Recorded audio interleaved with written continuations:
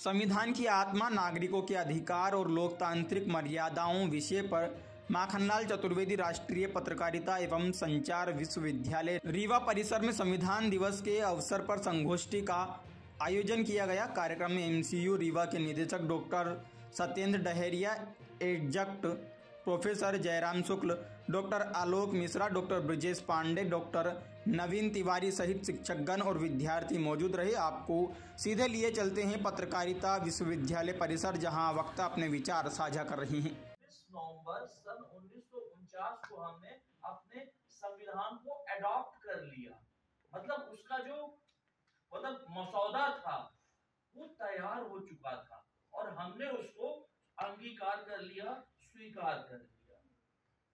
परंतु उसको लागू करने के लिए हमने 2 माह तक इंतजार किया और 26 जनवरी सन 1950 को हमने अपने देश में अपने इस संविधान को, जिसको कह सकते हैं इनैक्ट किया या इम्प्लीमेंट कर लिया। और हमें अच्छी तरह से मालूम है कि जो आखिरी ब्रिटिश वाइसरॉय थे लॉर्ड माउंटबेटन, जून से उनकी कार्य अवधि, जून 1947 से उनकी कार्य अवधि, जून 1948 कह लीजिए, तो उनकी कार्यकाल समाप्त हो गया और कृष्णा गोपाल राजगोपालाचारी पहले हिंदुस्तानी वाइसरॉय बनकर के हमारे देश में आए और उन्होंने अपनी भूमिका को 25 जनवरी 1950 तक निभाई।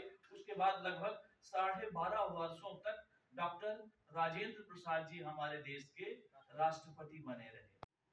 पहला, संविधान में हमको अधिकार क्या दिए गए हैं और हमारे कर्तव्य क्या है।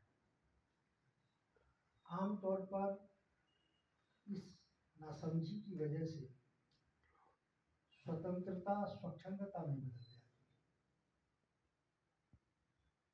लोग कहते हैं कि हम स्वतंत्र देश के नागरिक हैं और सरकारी बस को जला देते हैं।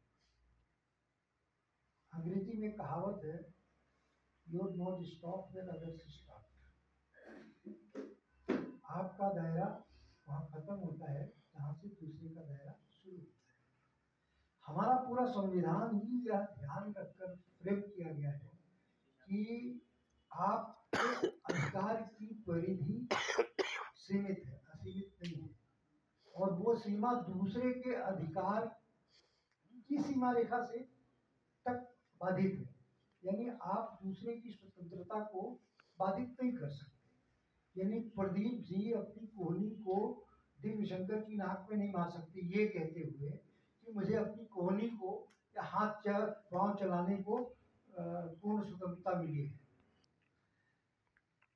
संविधान दिवस, जैसा आलोक ने बताया कि 26 जनवरी 1949 को संविधान सभा में जो ड्राफ्ट कमेटी में 6 मेंबर थे। कृष्णमाचारी, कन्हैयालाल मुंशी, सईदुल्ला, एक माधवन साहब थे, एक और थे, मतलब मिला के 6 लोग थे। सईदुल्ला साहब तो बंटवारे के साथ चले गए थे पाकिस्तान और उसके मेंबर्स 299 के आसपास रह गए थे। उस जमाने में शिक्षा, लिटरेसी और प्रतिनिधित्व के हिसाब से महिलाओं को भी प्रतिनिधित्व मिला था, लेकिन इनफ नहीं था। जैसा कि ऐश्वर्या ने कहा, 14 महिलाएं थी। ये चीज भी बड़ी स्पष्ट होनी चाहिए, सोशल मीडिया में हम आकर कहीं गुमराह नहीं हो। होता ये है कि देश को चलाता है, प्रदेश को चलाता है मुख्यमंत्री, देश को चलाता है प्रधानमंत्री, लेकिन किसकी सलाह से चलाता है, उसकी पूरी योजना कौन बनाता है, उसका प्रमुख सचिव। जो कैबिनेट सेक्रेटरी है वो केंद्र का प्रमुख प्रशासनिक अधिकारी होता है और जो चीफ सेक्रेटरी है वो प्रदेश का मुख्य प्रशासनिक अधिकारी होता है। ड्राफ्ट कमेटी के उस दृष्टि से मुख्य प्रशासनिक अधिकारी DN राव साहब थे, जिनको ये जिम्मेदारी दी गई थी कि दुनिया भर के संविधानों का अध्ययन करो, उसका ब्रीफ तैयार करो और उसके आधार पर ये रखा है। ये सही है, जितना मेरा अपना अध्ययन है, कि ड्राफ्ट कमेटी के जितने मेंबर थे वो विद्वता में कि कोई किसी से कम नहीं था, ना कृष्णाचारी कम थे, ना के एम मुंशी कम थे, ना माधवन साहब कम थे। और अम्बेडकर साहब का सवाल ही नहीं उठता, वो बैरिस्टर थे।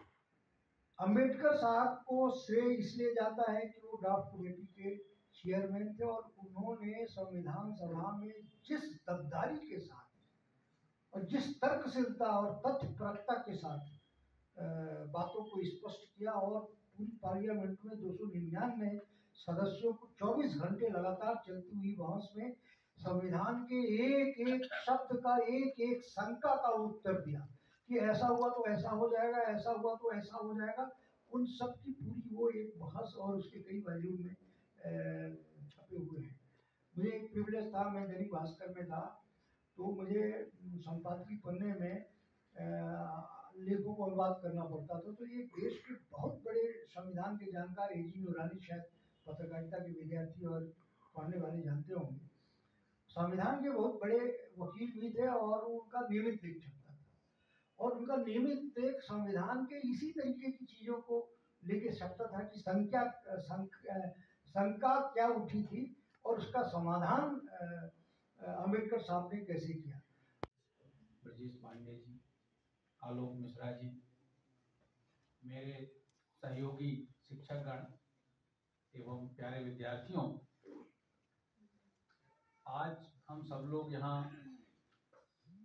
संविधान दिवस के उपलक्ष्य में एकत्रित हुए हैं और जैसा आपको पता है, प्रियांशु ने भी बताया है ना, हमारा संविधान पूरे विश्व का सबसे बड़ा और लिखित संविधान है। और सर ने अभी जैसा बताया अमेरिका की फ्रीडम ऑफ प्रेस और हमारी भी प्रेस में कितना, तो उस समय के कितने दूरदर्शी लोग रहे होंगे, उन्होंने प्रेस को संविधान में पावर इसलिए नहीं दिया कि उसका कहीं मिसयूज बाद में ना हो। तो ये उनकी विद्वता और दूरदर्शिता थी।